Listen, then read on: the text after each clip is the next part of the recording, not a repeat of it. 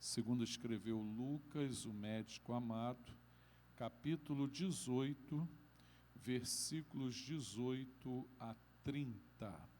Lucas, capítulo 18, versículos 18 a 30. O jovem rico, os perigos da riqueza, é o tema da nossa mensagem dessa noite, nos preparando para a ceia do Senhor. Lucas, capítulo 18, versículos 18 a 30. Todos encontraram? Digam amém. E perguntou-lhe um certo príncipe, dizendo: Bom mestre, que hei de fazer para herdar a vida eterna? Jesus lhe disse: Por que me chamas bom? Ninguém há bom senão um, que é Deus.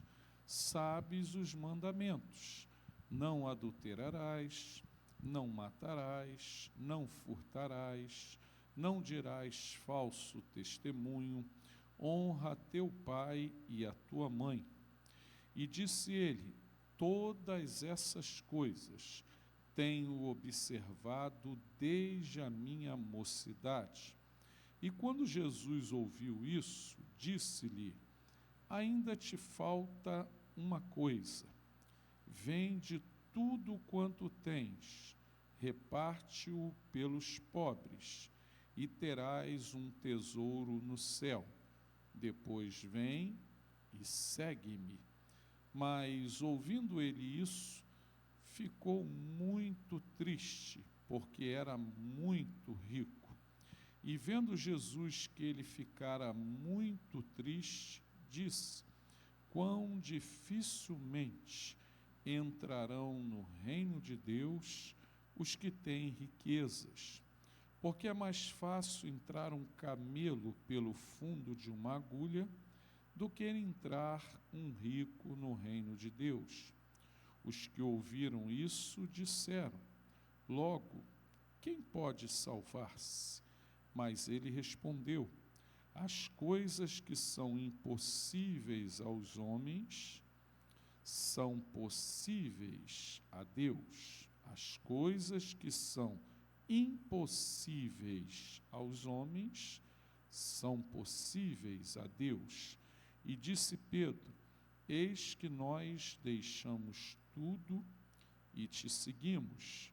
E ele lhes disse: Na verdade vos digo que ninguém há que tenha deixado casa, ou pais, ou irmãos, ou mulher, ou filhos pelo reino de Deus, e não haja de receber muito mais neste mundo, e na idade vindoura a vida eterna.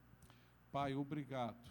É sempre um prazer, uma alegria, um privilégio estar no templo, na casa de oração, adorando, bendizendo, glorificando o teu nome, pois tu és digno de toda glória, todo louvor, toda honra, toda adoração, Pai.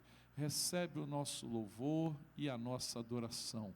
Agora fala conosco através da tua palavra. Ministra aos nossos corações, nos preparando para a ceia do Senhor. Domina cada mente aqui presente. Leva cativo todo entendimento à obediência de Cristo. Tira do nosso meio qualquer distração, Pai. Que estejamos única e exclusivamente aqui, pensando e buscando as coisas que são do alto. Fala conosco no nome de Jesus. Amém. Toma o seu assento.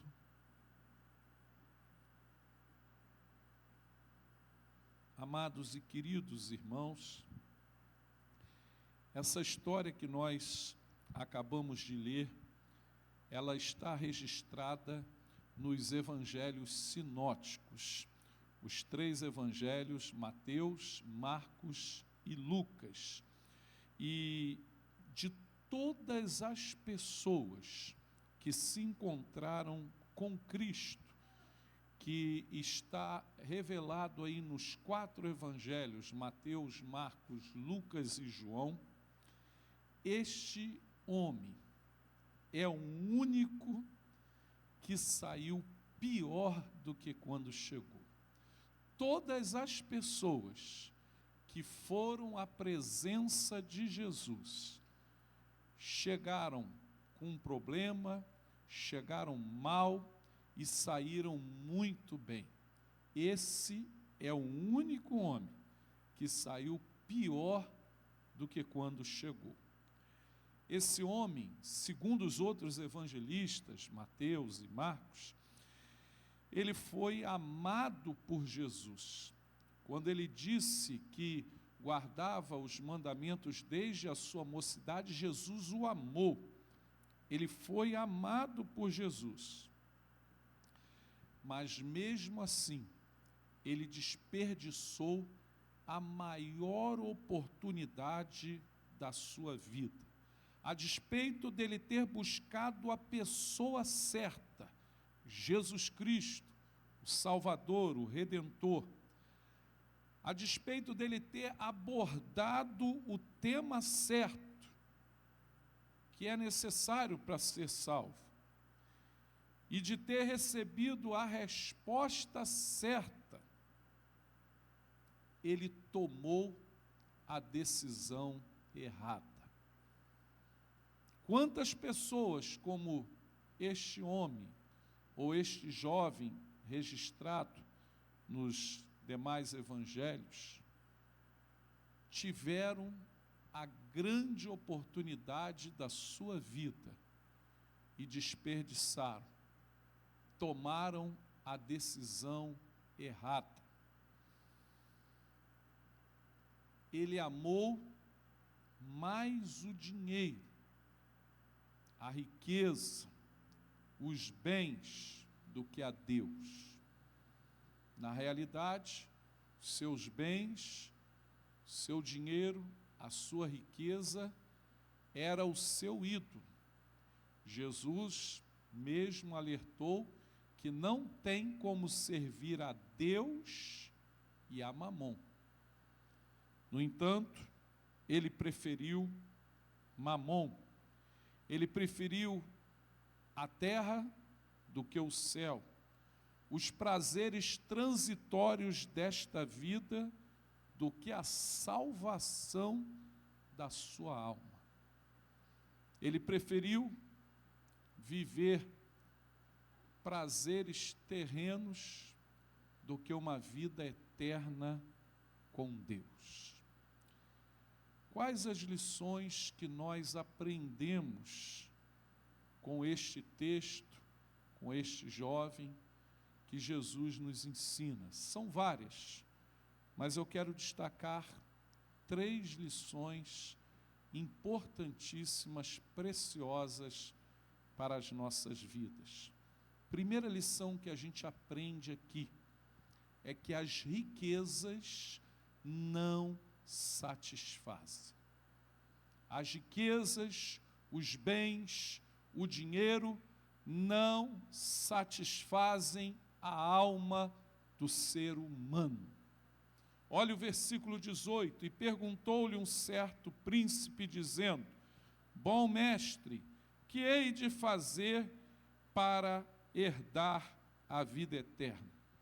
Ele tinha bens, ele tinha dinheiro, ele tinha riqueza, ele tinha saúde, ele tinha força, ele tinha vigor, ele tinha sonhos, ele era riquíssimo, possuía bens, casa, conforto, luxo, propriedade, dinheiro, era proeminente, tanto que Lucas o chama de um certo príncipe, ou seja, era um homem de posição elevada, possuía um grande status na sociedade, era virtuoso, considerava-se cumpridor da lei desde a sua mocidade, íntegro, vivia de forma honrada dentro dos mais rígidos padrões morais.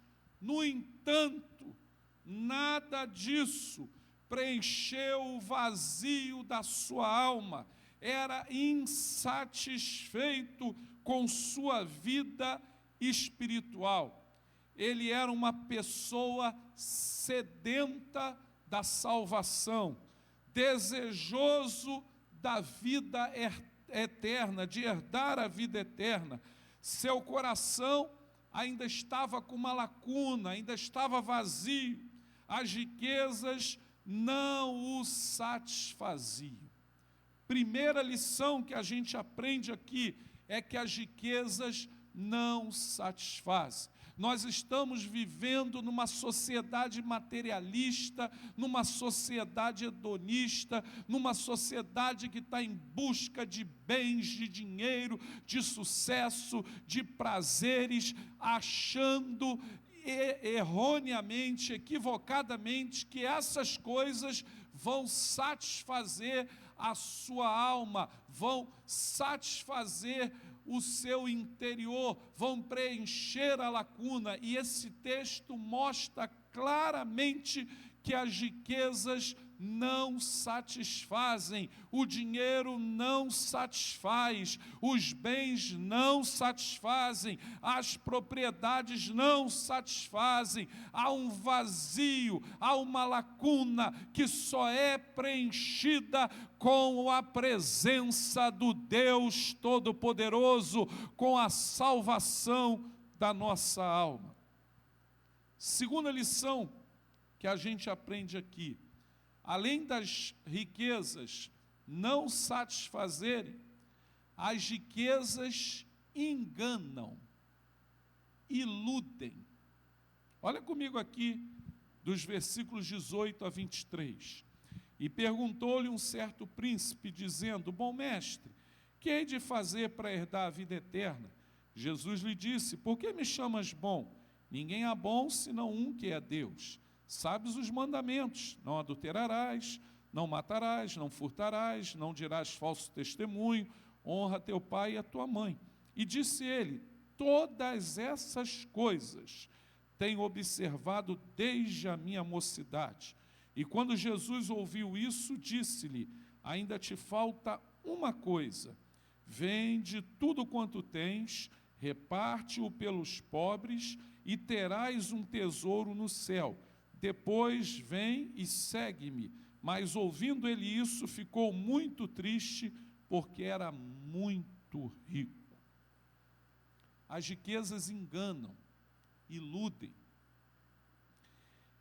Ele não era satisfeito, ele procurou Jesus perguntando o que era necessário para ter a salvação, para ter a vida eterna, e ele estava completamente enganado a respeito da salvação, do pecado, da lei e do próprio Jesus, porque as riquezas enganam, iludem. Ele via a salvação como uma questão de mérito, de obras, e não como um presente da graça de Deus. Olha o que ele falou: bom mestre, que hei de fazer para herdar a vida eterna? O que eu posso fazer? Como que eu obtenho a vida eterna? Qual o mérito? Qual a obra que eu faço para herdar a vida eterna? Ele estava enganado. A salvação não é por mérito, não é por obra, é pela graça de Deus. Efésios 2:8, Paulo diz isso claramente: porque pela graça sois salvos, por meio da fé. E isso não vem de vós, é dom de Deus. Não vem de vós, para que ninguém se glorie. Então ele está enganado a respeito da salvação.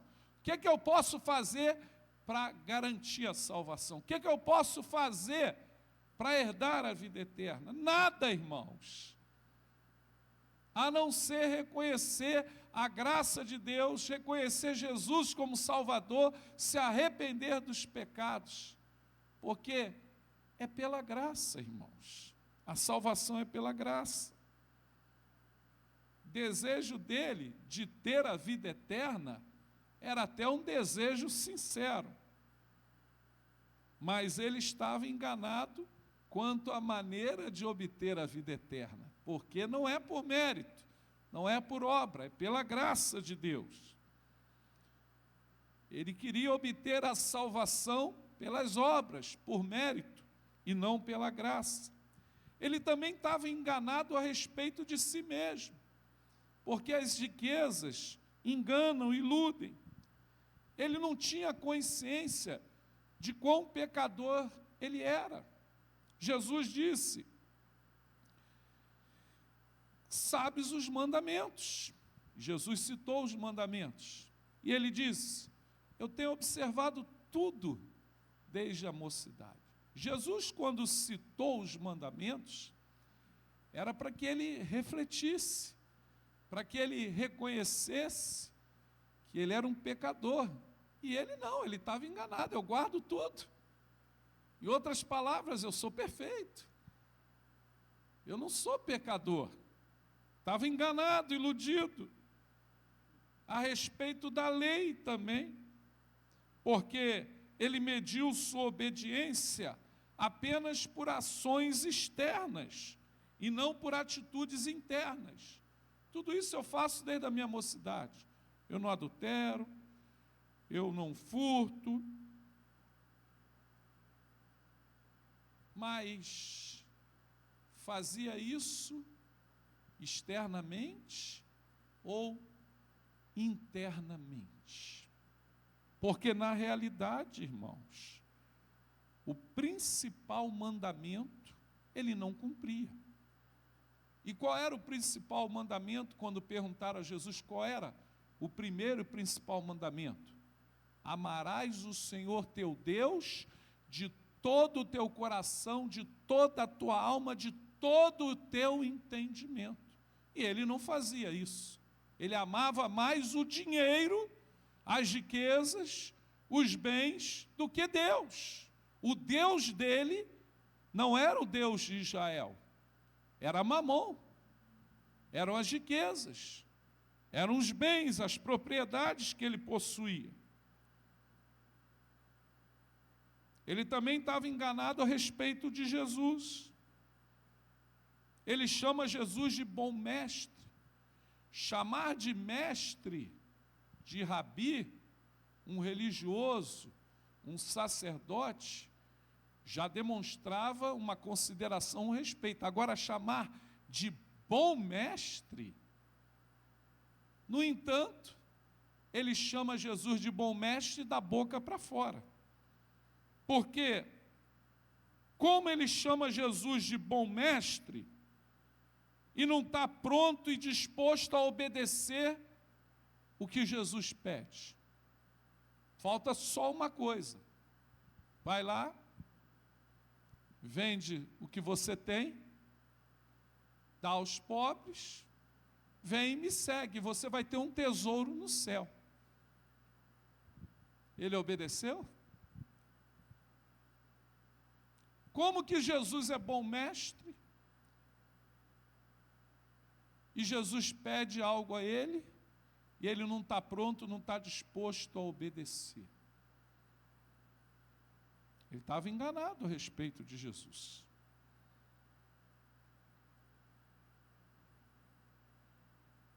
Ele estava enganado acerca da verdadeira riqueza. A verdadeira riqueza, irmãos, não está aqui na terra. A verdadeira riqueza está nos céus. Não ajunteis tesouros na terra, onde a traça e a ferrugem tudo consome. Antes ajuntai tesouro onde? No céu. O que Jesus disse? Vai, vende tudo quanto tens, reparte pelos pobres e terás um tesouro no céu. Você não vai ter riquezas, não. Você não vai ter bens, não. Você vai ter um tesouro no céu. E aí você depois vem e me segue. O texto diz, no versículo 23, ele ouvindo isso, ficou muito triste, porque era muito rico. Mateus e Marcos vão relatar que ele ouve, fica triste e se retira. ele não está disposto a abrir mão do seu Deus, que é Mamon, que são as riquezas. Então, querido, querida, as riquezas enganam, iludem. A pessoa acha que por ter bens, ela pode comprar salvação, ela pode ter tudo o que ela quer, ela pode ter poder, fama, sucesso, prazer, mas não pode ter a vida eterna, irmãos, porque a salvação é pela graça. Riqueza não compra salvação, bens não compram salvação. Hoje nós temos no meio cristão várias pessoas com condições. Tem médico, cientista, advogado, dentista, doutor, mestres.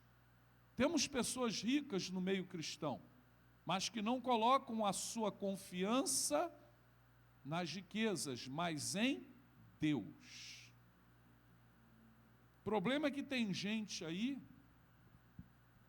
que acha que pode comprar santidade, pode comprar intimidade, comunhão com Deus, levando profetas na sua casa, dando uma oferta considerável para profetizar coisas boas, fazendo um monte de coisa errada, burlando o imposto de renda, vivendo em pecado, na corrupção, e acha que pode comprar intimidade, comunhão com Deus, com esse tipo de situação, de dinheiro, de bens.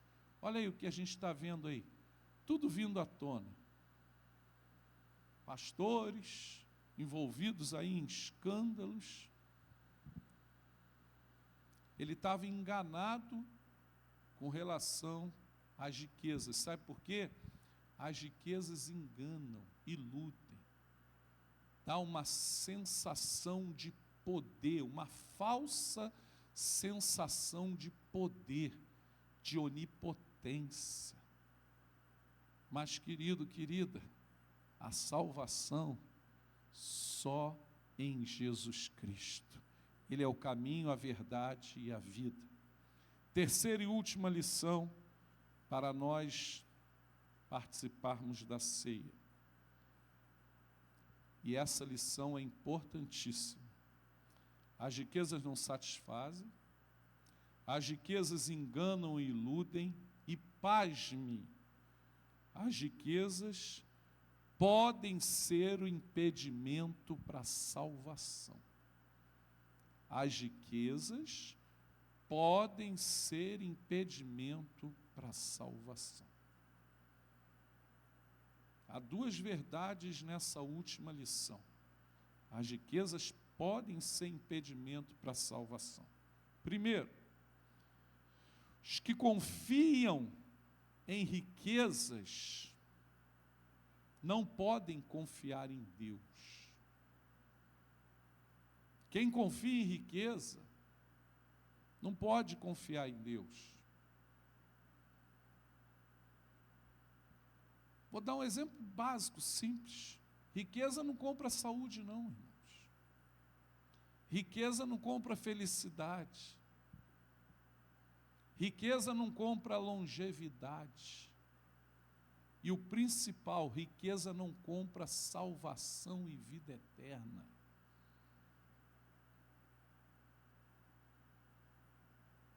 O dinheiro é muito mais do que uma nota ou uma moeda. O dinheiro é um ídolo, e o seu nome é Mamon. E Jesus foi bem claro: não podeis servir a Deus e a Mamon. Não tem como servir a dois senhores. Ou vai amar um e vai odiar o outro, ou vai amar o outro e vai odiar o primeiro. Não tem como. Observa que Jesus, ele não condena a riqueza. Porque ser rico, ter bens, ter condições, não interfere em nada. O que Jesus condena aqui é a confiança na riqueza. Paulo confirma isso. Não é o dinheiro que é a raiz de toda espécie de males. Não é o dinheiro, é o quê? O amor ao dinheiro, o apego, a confiança ao dinheiro, que é a raiz de toda espécie de males. E nessa cobiça, muitos o quê? Naufragaram na fé, muitos se desviaram. Nessa de eu vou ser rico, eu vou ser bem-sucedido, eu sou filho do rei, eu posso todas as coisas naquele que me fortalece, eu sou filho do rei, Deus tem o melhor dessa terra para mim, eu vou trabalhar, eu vou estudar, eu vou vencer na vida, eu vou ser rico, eu vou mostrar que eu sou filho do rei. Nessa cobiça, muitos naufragaram na fé, transpassando a si mesmo com muitas dores. Muitos nessa cobiça se desviaram. Muitos. Paulo registra isso em 1 Timóteo 6,10. Alguém já disse que o dinheiro é um excelente servo, mas um péssimo patrão. Segunda verdade aqui, de que as riquezas podem ser um impedimento para a salvação. Os que confiam na riqueza não podem confiar em Deus. E a salvação é uma obra milagrosa, sobrenatural do Espírito Santo. Ninguém pode comprar salvação.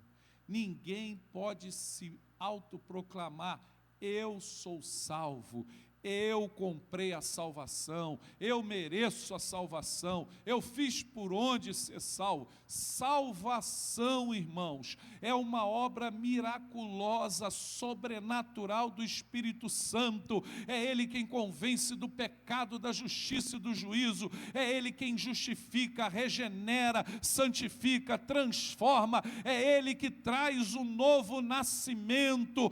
Espírito Santo é quem convence. Salvação não é comprado por dinheiro, por riqueza, por bens, não é ter posição social. Salvação é pela graça de Deus, por meio da fé. É uma obra sobrenatural, realizada pelo Espírito Santo no nosso interior. Ninguém pode salvar-se a si mesmo. Embora a salvação seja para todos, a salvação é para ricos, a salvação é para pobres, a salvação é para brancos, é para negros, é para cultos, doutores, é para analfabetos. A salvação é para todos. No entanto, sempre é um milagre da graça divina. Sempre é uma dádiva de Deus. É de Deus para o homem. Então as riquezas não satisfazem, as riquezas enganam e iludem, e as riquezas são um impedimento para a salvação. E aí os discípulos, quando ouviram isso, disseram: logo, quem pode salvar-se? Jesus respondeu: as coisas que são impossíveis aos homens são possíveis a Deus. Por quê? Você olha para aquela pessoa, aquilo ali é um alcoólatra, um sem vergonha, um adúltero, aquela mulher é uma mentirosa, uma linguaruda, aquela mulher não vale nada, ela trai o marido, e aí de repente, irmãos, a graça de Deus se manifesta. Aquele beberrão para de beber, coloca uma Bíblia embaixo do braço, um terno e uma gravata. Aquela linguarusa mentirosa coloca uma saia, vai para a igreja, dobra o joelho. Aquele adúltero, aquele traidor, ele vai, casa, constitui uma família e se torna fiel à sua família. O que é isso? É obra da graça de Deus. Só Deus pode transformar, salvar, mudar, modificar o ser humano. Por mais que alguém diga, não tem jeito, não vale nada, aquilo ali já era, o Espírito Espírito de Deus vai lá, tem jeito sim, o Espírito muda, transforma, salva, liberta e faz uma nova criatura, porque quem está em Cristo, nova criatura é. As coisas velhas já passaram, tudo se fez novo. Aí Pedro, concluindo a mensagem, Pedro diz assim: e nós, Senhor? E nós que deixamos tudo para te seguir?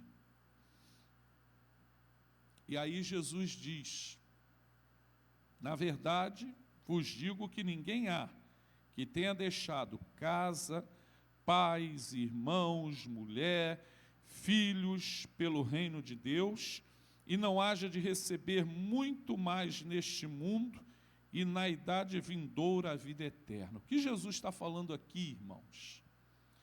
Que há pessoas, como aqueles discípulos, por isso Pedro disse: nós que deixamos tudo, pessoas abnegadas, irmãos, que têm a motivação certa, pessoas abnegadas, que abandonam, que deixam, que renunciam, por amor ao reino de Deus, com a motivação certa, elas vão receber duas recompensas: a recompensa imediata, aqui na terra. Se alguém é abnegado, se alguém renuncia por algo a Deus, pelo reino de Deus, para glorificar a Deus, Deus, Ele não tira nada dessa pessoa, Ele acrescenta, Ele dá, e Ele dá generosamente nessa terra, e uma recompensa futura, que é a eternidade, a vida eterna. Agora, abnegação e motivação certa, que Jesus falou: não há ninguém que tenha deixado casa, pais, irmãos, mulher ou filhos, pelo reino de Deus. Porque hoje tem gente que está trocando as coisas, achando que vai viver no Evangelho, vai ser rico, vai ser próspero, vai ser bem-sucedido, está com a motivação errada. Jesus disse que essa abnegação aqui, essa renúncia, é com a motivação certa, é pelo reino de Deus.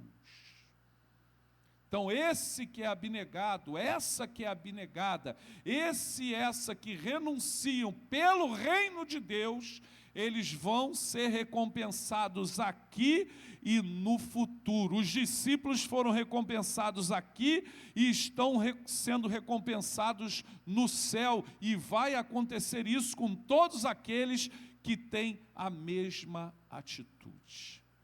Então, querido, querida, para finalizar, cuidado com as riquezas. Não tenha isso como alvo principal da tua vida, porque elas não satisfazem, elas enganam, iludem, ainda pode ser um impedimento para a salvação. Tenha como meta principal o prêmio da soberana vocação de Deus em Cristo Jesus, que é a vida eterna. Tenha como alvo principal morar no céu, porque aqui somos peregrinos e forasteiros, estamos de passagem. Aqui nascemos, crescemos, desenvolvemos, casamos, temos filhos, envelhecemos e morremos. Mas existe uma vida eterna para sempre. 1.000, 1.000.000, 1.000.000.000 de vezes melhor do que essa aqui. E é essa vida eterna que nós temos que ter como alvo principal. aquele que perseverar até o fim será salvo. Fica de pé que eu quero orar com você.